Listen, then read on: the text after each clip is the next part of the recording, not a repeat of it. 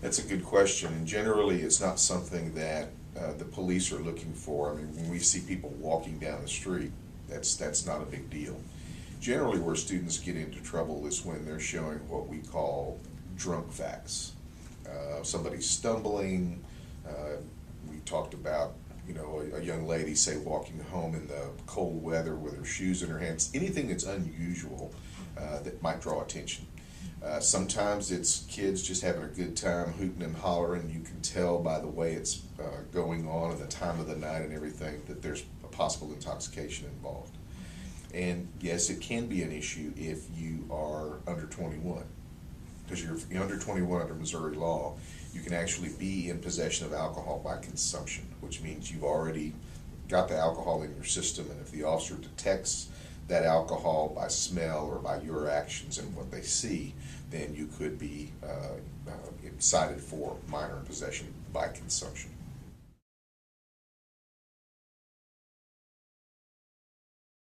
A lot depends on what kind of condition the student is in. If they're beyond the point where we feel like they can care for themselves safely, then they could be taken into custody.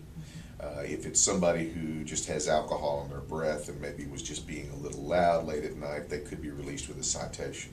The officer has to use their discretion in those cases. What we don't want is to not get somebody who is under 21 the proper care and then something bad happen later in the night. So it's always looking at the welfare of that student. So the more cooperative the student is, once you're caught, you're caught. And I mean, there's really no point in it. Sometimes students want to do things like run from the police. That's always a mistake.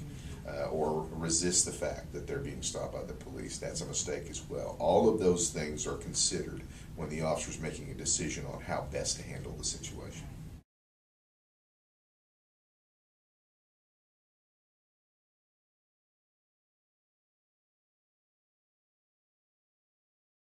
Well, there's a lot of different things that could happen, and again, it depends on the actions of the people involved.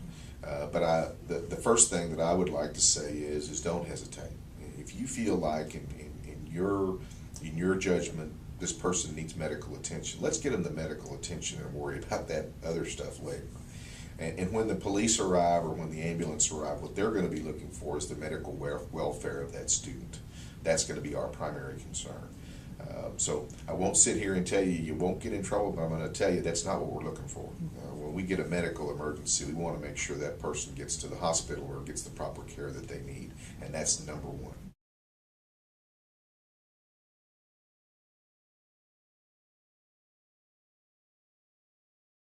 I think probably trying to hinder the officers. Let's say all the alcohol's in the kitchen, and well, you can't go in there, officer, and those kinds of things once they got in there. Or no, you can't take my roommate away.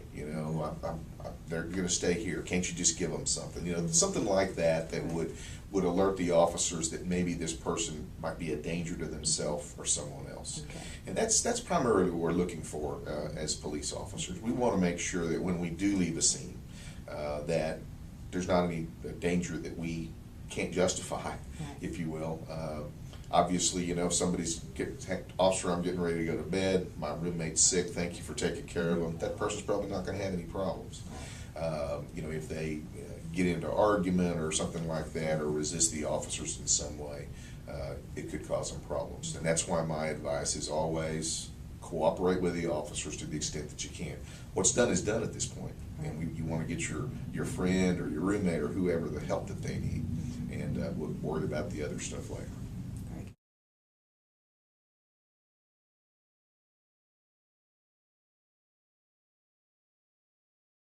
We do not single out the Stripes vehicles. We are very, very big fans of Stripes.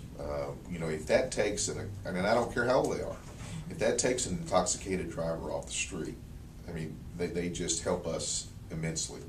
And that's the way we look at Stripes, is they're our allies, and we would do nothing to harm that program. And if the students can't trust Stripes and expect that that's going to be a safe ride home, they're not going to use it. Right. So it would be counterproductive to what we're trying to accomplish, which is make sure people get home safely, regardless of what they've been doing that night. student who does the right thing and gets a ride home from a sober driver, again, those actions, once they get out of the car, are going to be what draw the attention of the police. So if you get to the front door of your house or your sorority house or fraternity house or wherever it is you are, and you get out of the car and you walk into the house, and you're not hooting and hollering and shooting fireworks and doing things that intoxicated people do, you're probably not going to draw the attention.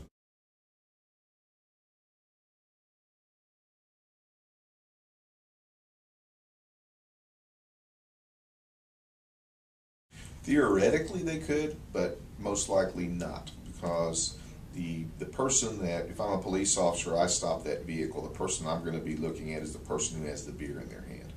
And so I'm not going to ride everybody in the car, because obviously, well, most people don't share beers like that. Right. But you know, what we would do our best to investigate. Now, let's just say, for instance, for the sake of argument, this under 21 person hands it to the sober driver. Well, you're in possession of it. That could happen. Right. My advice to somebody who is going to be a sober driver for someone is, to the extent that you can, and I realize there's situations where you can't, but tell people, look, you're getting in my car, I'm under 21, put the beer in the trash can and I'll take you home. Right. And you know, you make that effort and you can tell the officer that, you know, we're going to be reasonable. We're going to be reasonable. And even if something bad happened, and I feel certain you go in and you explain to a judge the efforts you took, but you couldn't do it and you felt like it was worth the risk to get this person home safely, you're going to be just fine. Good.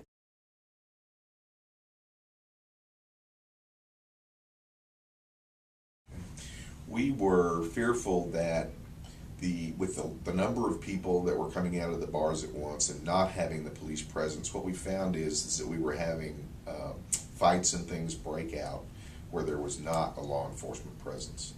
We have seen an increase in the number of assault arrests where people are getting into fights and fighting with each other. Again, those drunk facts I was talking to you about that draw the attention of the police. We have seen the number of assault arrests go up. The actual number of assaults has not. So obviously the police being down there, they're more likely to see the fights when they're happening, and I think that's why those arrests are up.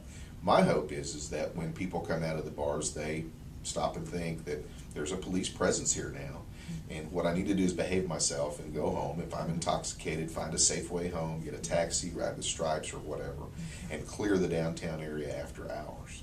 And that was our intent, and I think what it's doing, the additional officer presence down there is actually accomplishing that. And what we want is a safe and vibrant downtown where you can go and you can have a few drinks and not worry about being assaulted by somebody that you accidentally brush up against. So that's the reason for the additional presence.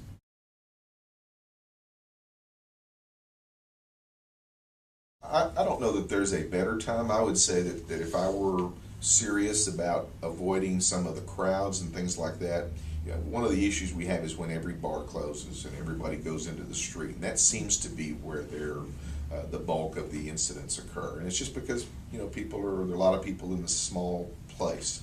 So I guess if I had advice for somebody that wanted to avoid that kind of stuff, is watch the clock and leave about 20 minutes before the bar closes. You're going to have a better chance of getting a Stripes ride, a better chance of getting a taxi ride or whatever, just leaving a few minutes early, and you avoid all those crowds.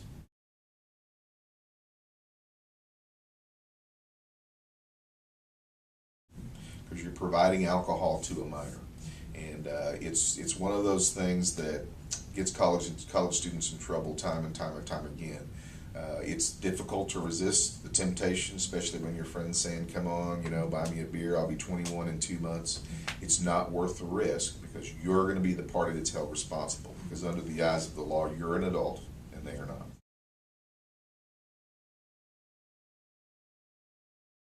If you knowingly provided it to someone and they use it in an illegal manner to obtain alcohol, yes, you can. Now, if somebody steals it or finds it or whatever, of course that doesn't apply. But what we find usually is, you know, Kim lent me her driver's license and I'm using it to buy beer.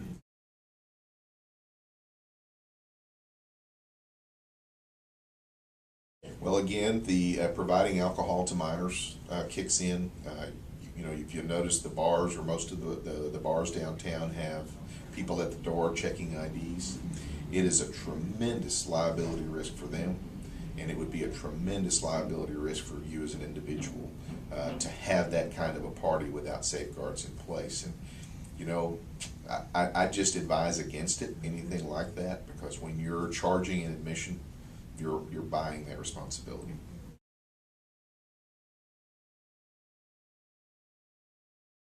You know, I have mixed emotions about that, and I'll tell you, if the conditions are conducive, then I say go to the bathroom in the business where you are. I fully recognize that crowds and things like that get too large, and sometimes people say, you know, you've got to go, and I'm going to go outside or whatever. What we find, though, is they do it out in view of the public, and that's usually where the police get the attention, or it comes to the attention of the police. And I guess I would just say, if you have an emergency like that and you've got to go, get out of the view of the public. Because if you're out of the view of the public, the chances are the police aren't going to see you either. Right. And so behind a dumpster is much better than in front of it. I mean, just think. And a lot of times we run into people that are so intoxicated they don't, and they're urinating in the middle of a parking lot or whatever, and it comes to the attention of the police, and then it's against the law.